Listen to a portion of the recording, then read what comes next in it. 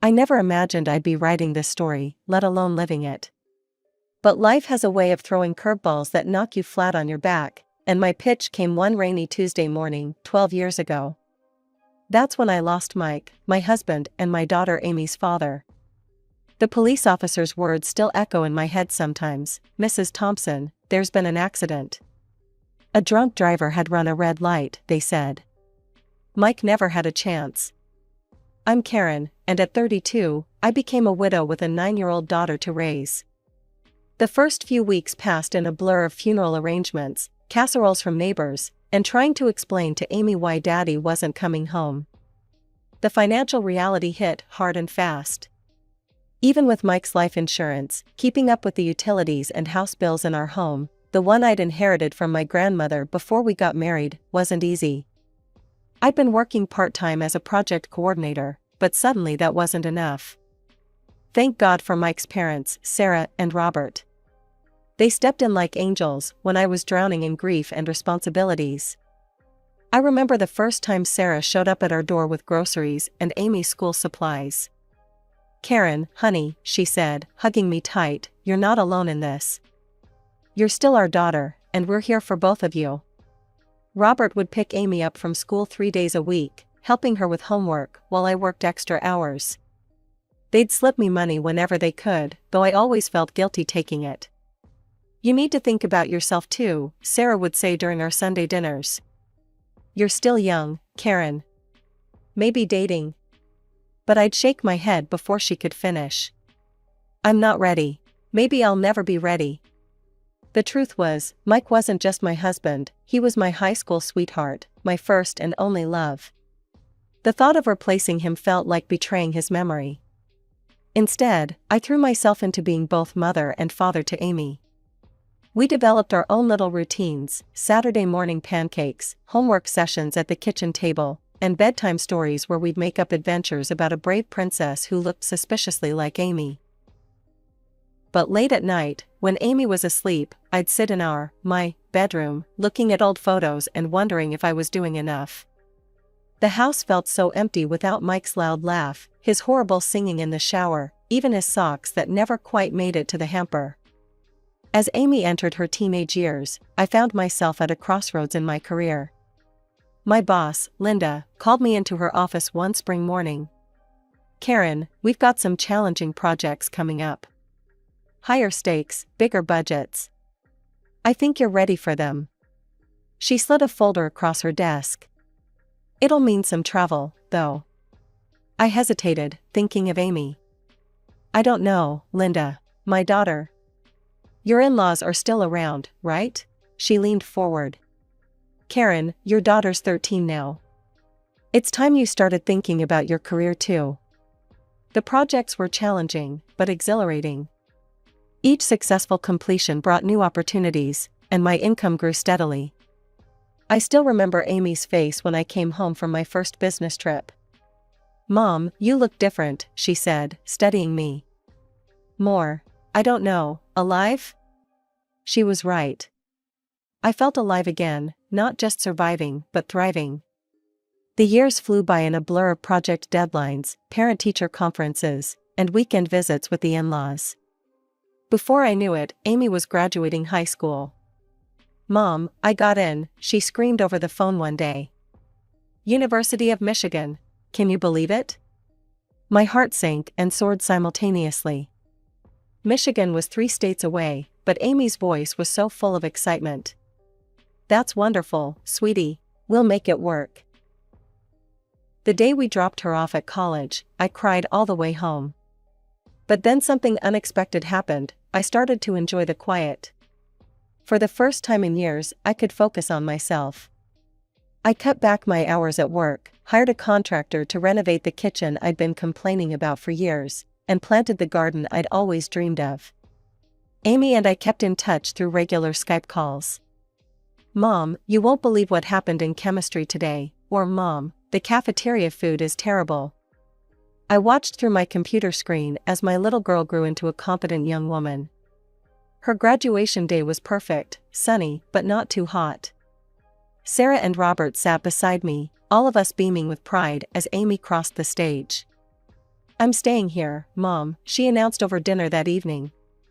I've got a job offer at a marketing firm. I nodded, trying to hide my disappointment. But maybe this was better. She was building her own life, just as I had built mine.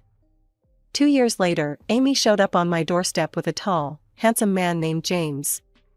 Mom, we're getting engaged, she squealed, flashing a diamond ring. I was ecstatic. Robert and I immediately offered to help with the wedding expenses. But as the plans grew more elaborate, so did the costs. Each week brought new requests: designer dress, luxury venue, exotic flowers, premium catering. Honey, I said gently one evening during a particularly expensive cake tasting, maybe we should consider something a bit more modest? Amy's eyes immediately welled up with tears. But Mom, you should see Melissa's wedding photos on Instagram. And Rachel's reception was in that beautiful vineyard. I can't be the only one with a basic wedding. I looked at my daughter's pleading face and felt my resolve crumble. What was money compared to her happiness? So I dipped into my savings again, and the wedding was everything she'd dreamed of, a fairy tale celebration in Michigan complete with ice sculptures and a 7-tier cake. After the extravaganza of Amy's wedding, my bank account needed recovery time, and honestly, so did I. The house felt serene again, and I settled back into my routine. Then, 6 months after the wedding, Amy called. Mom, we're coming to visit this weekend. We have something exciting to discuss. That Sunday morning, I was making coffee when they arrived. Mom, you won't believe what we're planning, Amy exclaimed, settling onto our kitchen bar stool. Her eyes were sparkling with that same look she used to get when asking for a new toy as a child. We're going to open our own business, James announced proudly. An auto parts store. I poured them coffee, nodding encouragingly. That's interesting. Tell me more about your plans. Well, Amy leaned forward, we found the perfect location. It's in a great area with lots of traffic. We just need some startup capital. When Amy named the figure, I literally choked on my coffee, splattering some onto the counter. You're joking, right? Mom, it's a solid investment. Amy's voice took on that wheedling tone I remembered from her teenage years. The location alone. Have you done any market research? I interrupted, wiping up the spilled coffee. What's your business plan? We don't need all that. Amy waved her hand dismissively. Mom, we know what we're doing. I have a business degree, remember? A marketing degree, I corrected. And James, what's your experience with auto parts? I've always been interested in cars, he mumbled. Look, Amy's voice hardened, I'm your only heir. Everything you have will be mine eventually anyway. Why not help me now when I actually need it? The coffee cup froze halfway to my mouth. I slowly set it down, feeling a cold anger I'd never experienced before with my daughter. First of all, I said carefully, measuring each word, being my heir doesn't entitle you to my money while I'm alive.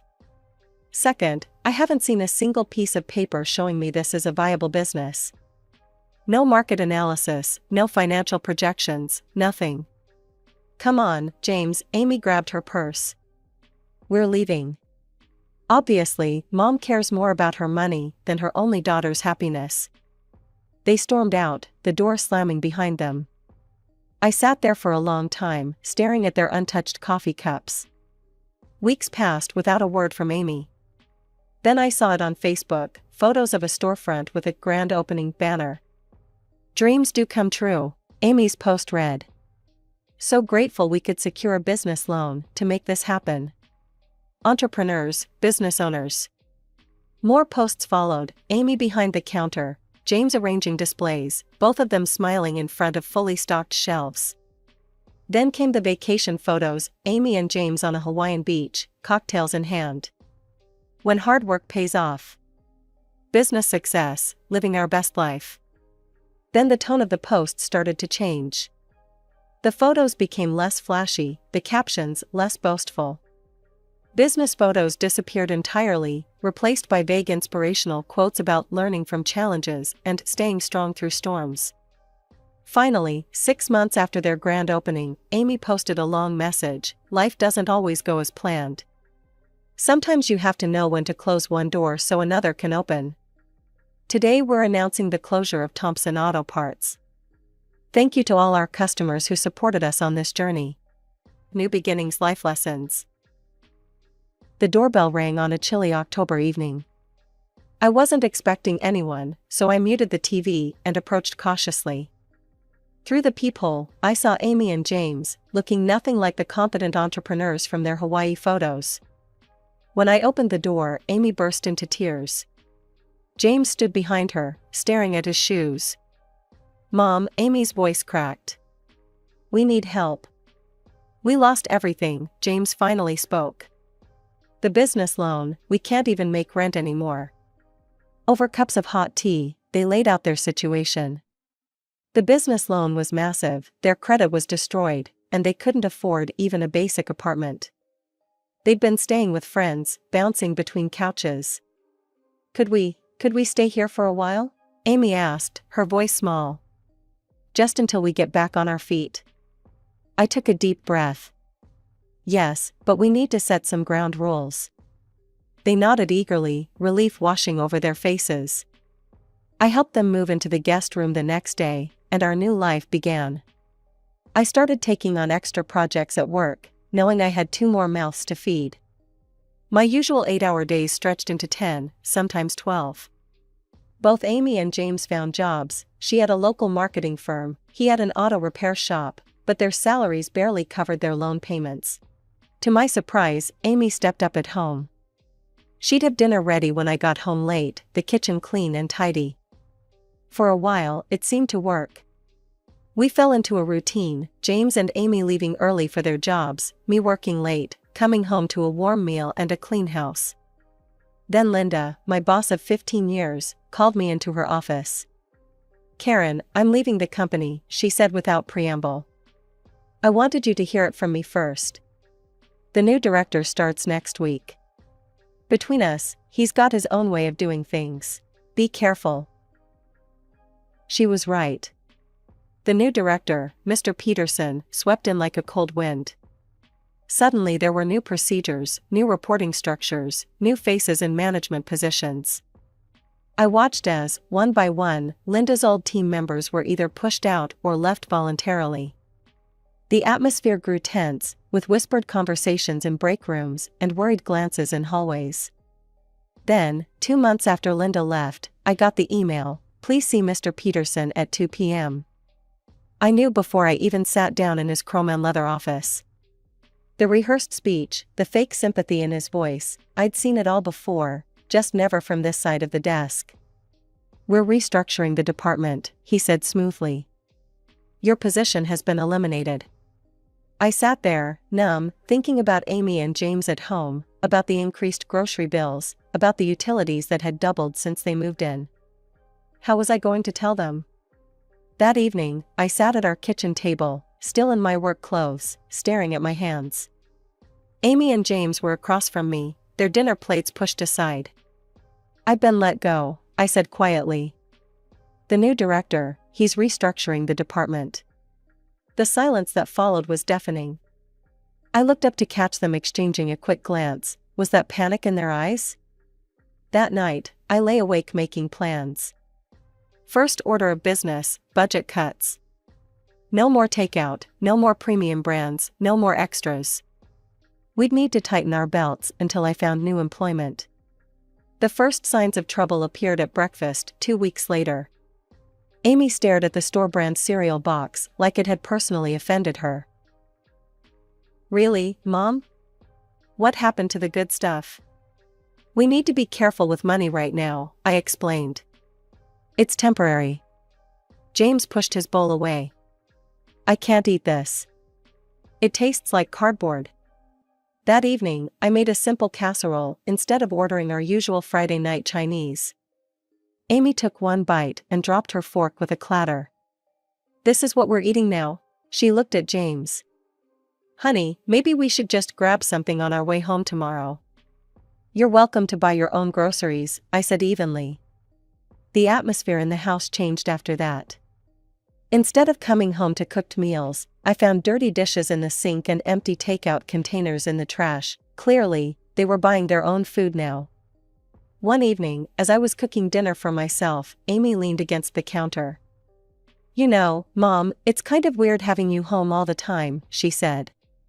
"James and I used to have the house to ourselves in the evenings." I turned from the stove. "This is my house, Amy." "Yeah, but..." She waved her hand vaguely. "Don't you have job applications to do or something?" The criticisms became constant. If I cleaned, I was moving their things. If I watched TV in the living room, I was always around. If I cooked, the smell was overwhelming. Then came that Wednesday afternoon.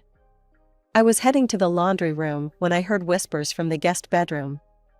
I shouldn't have stopped, shouldn't have listened, but something in their tone made me pause. "We need to figure out how to get her out," James was saying. "She's just sitting around all day, eating our food." "I know," Amy replied. "She's become such a freeloader. At least when she was working, she was useful." I stood there, frozen, my laundry basket pressing against my hip. My own daughter, plotting to push me out of my own house. The same house where I'd raised her, where I'd held her through thunderstorms and teenage heartbreaks, where I'd kept her safe after losing her father. Quietly, I turned and walked back to my room. I didn't confront them, not yet. Instead, I sat at my desk and powered up my phone's voice recorder app. Something told me I might need evidence of their conversations. The tension finally broke over a pot roast dinner I'd made. Amy pushed her plate away and cleared her throat dramatically. "Mom, we need to talk about the living situation," she announced, exchanging glances with James. "We'd been thinking. It's just that, well, James and I are working, and you're..." She paused, choosing her words, "not contributing right now." James nodded encouragingly at her. "Maybe it would be better if you stayed with Grandma and Grandpa for a while," Amy continued, her voice sickly sweet. "They have that spare room, and we could handle things here." I stared at my daughter, barely recognizing the person she'd become. "Let me be very clear. This is my house. I took you both in when you had nowhere to go. If you're unhappy with the arrangement, you're welcome to leave." Amy's face flushed red. "You're being selfish," she shouted, shoving back from the table. "We're family. We're supposed to help each other." "Yes, we are," I agreed quietly. "Funny how you only remember that when you need something from me." She stormed off to her room, James trailing behind her like a shadow. After that night, the house became a war zone of silence. They started buying their own groceries, labeling everything in the fridge with passive-aggressive sticky notes. Amy and James only, "Do not touch." "I'm not feeding a freeloader," Amy would announce loudly whenever she cooked, making sure I could hear from the next room. "Some people should learn to support themselves." I said nothing. Instead, I kept my phone handy, recording their cruel comments and whispered plots. The evidence was building, though I wasn't sure yet what I'd do with it. Then, during one of my morning walks 2 weeks later, the only peace I found these days, my phone rang. It was Linda, my former boss. "Karen, got a minute? I've started my own consulting firm. Listen, I need a chief project manager, and you're the only person I trust for the job. Interested?" My heart skipped a beat. "What's the salary range?" When she named the figure, I had to sit down on a nearby bench. It was substantially more than my previous position. "We need someone to start immediately," Linda continued. "The office is all set up. Can you come by tomorrow morning?" "Yes," I said, without hesitation. "Yes, I can." I didn't breathe a word to Amy or James that evening. The next morning, I dressed carefully in my best suit and drove to the address Linda had given me. The office was beautiful, all glass and modern furnishings. Linda greeted me with a hug and showed me to my new office. My office. With a window view and my name on the door. "Welcome aboard," she smiled, handing me the contract. I signed immediately, my hand steady and sure. Driving home that afternoon, I felt lighter than I had in weeks. An hour later, I stood on my own front porch, key in hand, staring at the lock in disbelief. They'd actually changed the locks. My hand trembled as I knocked on the door. The door opened, and there they stood, Amy and James, blocking the entrance like bouncers at a club. "You're not welcome here anymore," Amy said coldly. "We've had enough of your freeloading." I felt like I'd been slapped. "Freeloading? In my own house?" "Your house?" James scoffed. "You don't contribute anything anymore. You just sit around all day while we work." "Amy," I said, trying to keep my voice steady, "have you forgotten that I took you in when your business failed? When you had nothing?" She shrugged, and the gesture was so dismissive it made my heart ache. "Yeah, well, that was different. You had money then, so you were worth respecting. Now?" She looked me up and down. "You're just taking up space." Before I could respond, Amy slammed the door in my face. I stood there, my hand still raised, as if frozen in time. 25 years of motherhood, of sacrifice, of love, and this was what it had come to. I pulled out my phone with shaking hands and dialed 911. The police arrived within minutes, 2 officers, one older with graying temples, one younger with kind eyes. I explained the situation, showing them the property documents I thankfully kept in my car. When they rang the doorbell, Amy answered with her sweet, innocent face, the one I'd seen her use countless times to get out of trouble. "Officers, there seems to be a misunderstanding," she began. "Step aside, ma'am," the older officer said firmly. "We need to let the legal owner enter her property." I walked in, my heels clicking on the hardwood floors my grandmother had loved so much. "This is ridiculous." Amy's voice rose. "I have rights. This was my father's house." I pulled out the property deed. "No, Amy. This house was given to me by my grandmother, before I even met your father. It was never his, and it's certainly not yours." But, her face crumpled. "Where are we supposed to go? We have nowhere else." For a moment, I saw my little girl again, the one who'd come to me with scraped knees and broken toys, trusting me to fix everything. But then I remembered the recordings on my phone, the cruel words, the changed locks. "That's not my problem anymore," I said quietly. "You didn't care where I would go when you locked me out. Pack your things and leave." "Mom, please." Amy started crying, but I'd seen this performance before. "Officers," I turned to the police, "could you please ensure they leave the premises?" They nodded, and I stood in my living room, watching as Amy and James stuffed their belongings into suitcases, all while Amy alternated between crying and glaring at me. Finally, they were gone. I locked the door behind them, then immediately picked up my phone. "Hello, yes, I need a locksmith. Emergency service, please. I need all the locks changed tonight." As I waited for the locksmith, I walked through my house, straightening pictures, touching familiar surfaces. My house. My grandmother's house. The one thing I'd never let anyone take from me, not even my own daughter. Life settled into a new rhythm. My job at Linda's company was challenging and rewarding, and I threw myself into the work. Coming home to an empty house wasn't easy, but at least it was peaceful. Then Sarah called. "Karen?" Her voice sounded strained. "We need to talk. Amy and James showed up at our door last night. They're saying horrible things about you. That you cruelly threw them out, that you're selfish." I took a deep breath. "Sarah, there's something you need to hear." I played the recording over the phone. Amy and James's voices came through clearly. "Once your grandparents kick the bucket, we'll get their house too," James was saying. "I know," Amy replied. "They're getting so old now. Hopefully it won't take too long. That neighborhood's worth a fortune." The silence on the other end of the line was deafening. 2 days later, Sarah called back. Her voice was stronger this time. "We told them no," she said.